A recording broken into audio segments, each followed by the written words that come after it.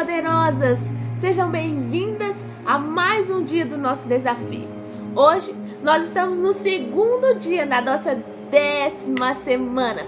O tema de hoje é a alegria de cuidar e o perigo das expectativas precipitadas. Amém? Não fomos chamados para uma vida de glória, honra e lazer.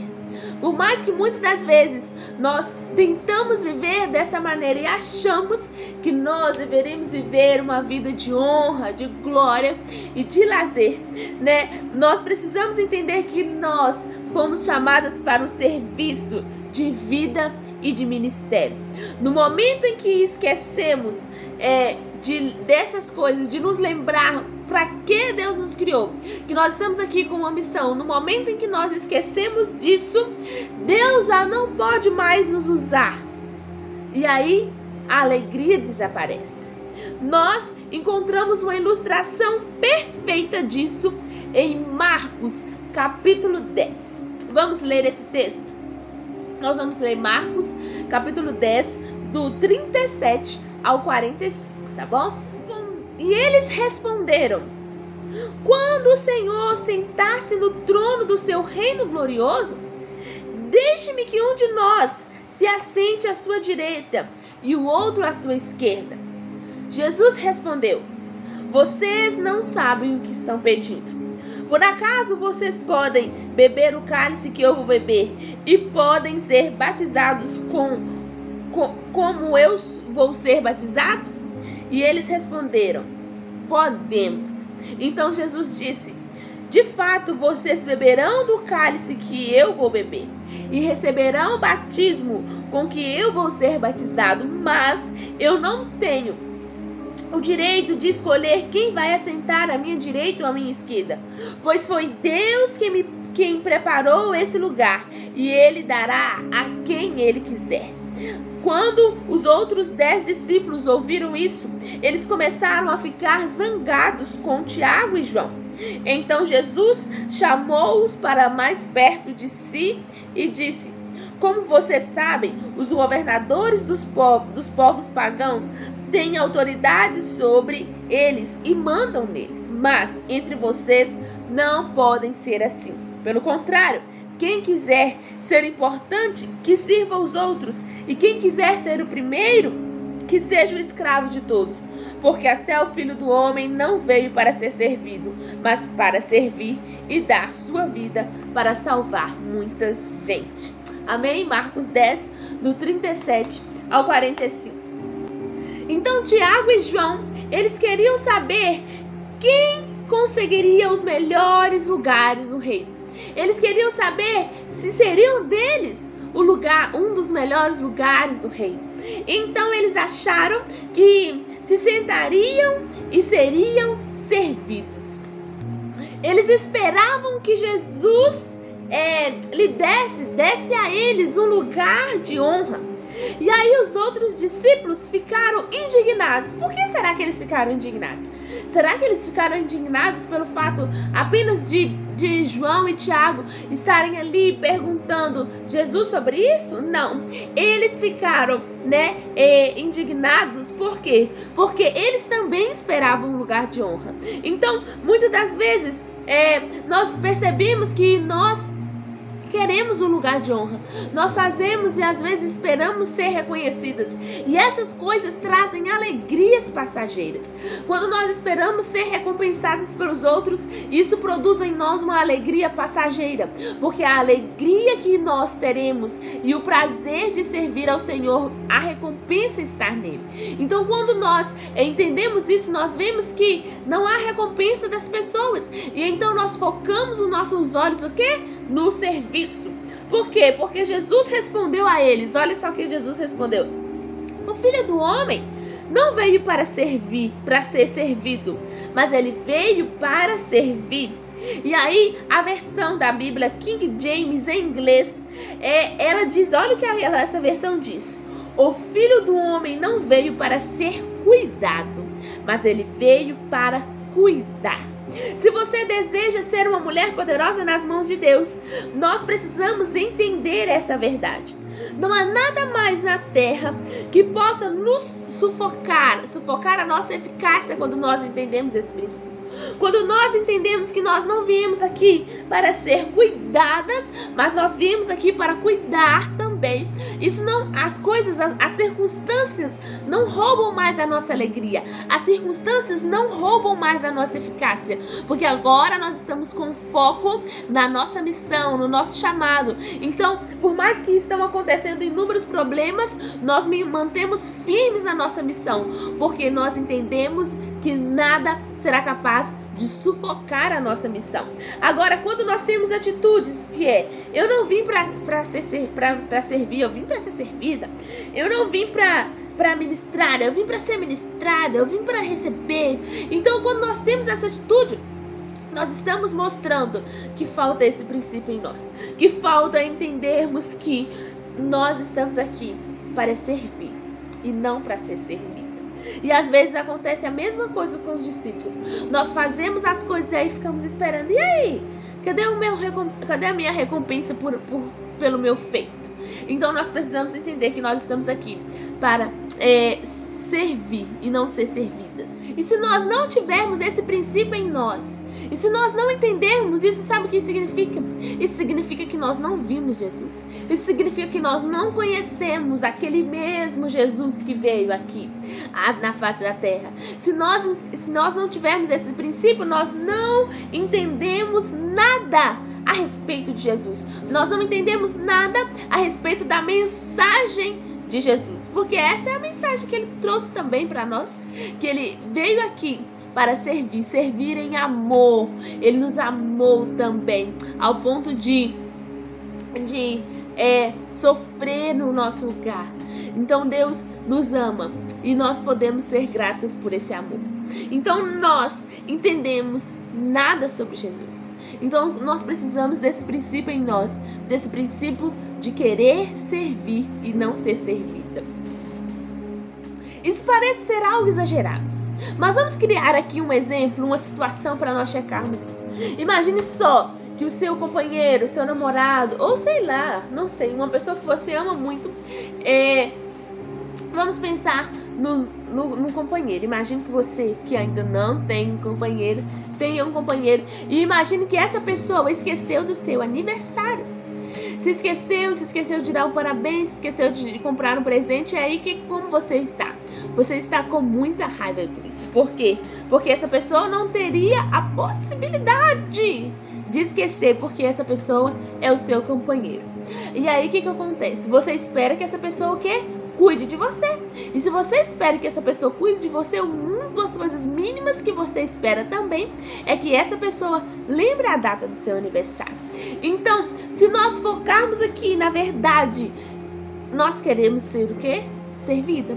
Porque se formos entender, olha aqui, se formos olhar que se o nosso propósito fosse apenas cuidar do companheiro, o que iria acontecer? Em vez de nós ficarmos incomodadas com o esquecimento, nós não iríamos ficar. Então, se o propósito de vida fosse cuidar do companheiro, ao invés de ser cuidada, esse esquecimento não iria lhe incomodar tanto. Parece ser duro de ouvir isso, mas é realmente uma verdade. Se nós nos preocupássemos em servir essa pessoa, isso não iria incomodar. Se a pessoa lembrasse ou não lembrasse, não iria incomodar tanto. Escute isso. Então, a vida não é perfeita. Então, pare de esperar que ela seja. Uma coisa que nós precisamos entender, e é uma coisa que muitas das vezes atrapalha as pessoas no seu relacionamento com o companheiro após o casamento, é que as pessoas não conseguem entender o quê? Que a pessoa não vai ser perfeita e que nós também não somos perfeitos. O marido seu companheiro, talvez não vai ser um galã, ou talvez ele não é um galã, e mesmo que for, mas nós precisamos entender que essa pessoa tem o quê? Defeito. E às vezes nós entramos para um relacionamento achando que a nossa missão é o quê? Avaliar, educar ou melhorar o comportamento do nosso parceiro. Mas o nosso trabalho é servi-lo, cuidá-lo e encorajá-lo a se assemelhar com Cristo.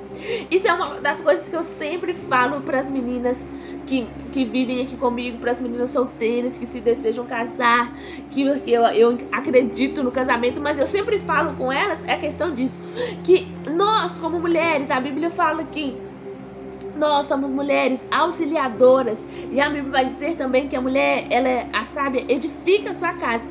O que nós precisamos entender? Que nós temos um papel fundamental na missão do marido. Qual que é a missão? A Bíblia vai dizer que a missão do marido é amar a sua esposa como Cristo amou a igreja. A missão dele é um pouco difícil, gente, vem cá e convenhamos. Porque nos amar como Cristo amou a igreja é difícil, porque nós somos difíceis em alguns momentos. Não vamos fingir que nós somos as pessoas mais legais do mundo. Mas nós temos os nossos momentos, nós temos os nossos momentos difíceis e nós somos difíceis. Eu estou falando por mim, mas eu estou englobando as mulheres em geral. Então, a missão dele é muito difícil, de amar a sua esposa como Cristo amou a igreja. Então, cabe a nós, como auxiliadora, fazer exatamente isso: servir, cuidar e encorajá-lo a se assemelhar com Cristo. Nós temos o papel, então, de encorajar o homem a se assemelhar com Cristo, porque é aí que entra a questão da sabedoria, porque agora nós precisamos ser sábias, precisamos ser administradoras, nós precisamos ser... Por quê? Porque o homem tem mais força, mas a mulher tem mais resistência. Então agora nós precisamos o quê? Fazer o seguinte: ajudar o homem, encorajá-lo a ser como Cristo. Só depois que isso acontecer, nós estaremos prontas para nós nos submetermos a essa missão. Essa tarefa não é fácil, nós vamos fazer isso dia após dia, mas a função é nossa. Se as pessoas entrassem para um casamento sabendo desses princípios, sabendo desse princípio que o nosso dever é cuidar e não esperar apenas ser cuidada. Às vezes nós queremos compreensão, mas nós também não queremos compreender. Às vezes nós queremos ser cuidada, mas nós não queremos cuidar. Mas a nossa missão como mulheres, como esposa, você que está aqui, jovem que ainda não se casou, pegue esses conselhos, leve para a sua vida. E nós que já estamos aqui casadas, nós vamos aplicar isso na nossa vida, no nosso casamento. Nós vamos ser mulheres que encorajem os nossos maridos a serem mais parecidos com Jesus. Nós seremos mulheres que vão auxiliá-los a se tornar parecidos com Jesus. Porque se nós entendermos isso, que a nossa missão é auxiliá-los a serem parecidos com Jesus, as coisas vão mudar. Porque às vezes porque como eu vou dizer, as mulheres são mais resistentes.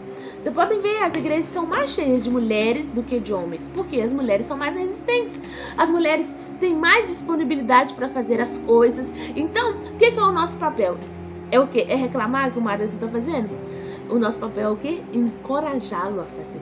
É fazer com que ele se torne mais parecido com Jesus, encorajando. E o problema é que muitas das vezes a gente usa as estratégias erradas. E aí que falta a sabedoria em nós de usar as estratégias erradas. Porque às vezes, em vez de nós usarmos as estratégias certas, nós o quê? Nós reclamamos, brigamos, fazemos bico, fazemos cara feia.